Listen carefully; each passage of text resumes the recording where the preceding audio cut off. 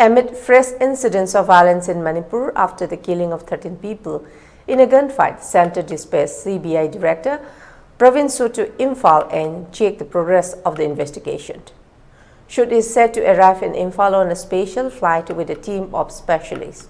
Currently in Guwahati, Sood convene a meeting with the Special Investigation Team (SIT) tasked with investigating the violence in Manipur. This meeting took place at the CBI office in Guwahati. On September 27, a special CBI team led by Sood arrived in Manipur to expedite the investigation into the alleged murder of the two Meitei students. Tensions have escalated following clashes between protesters, police and Rapid Action Force personnel on September 26, resulting in several injuries.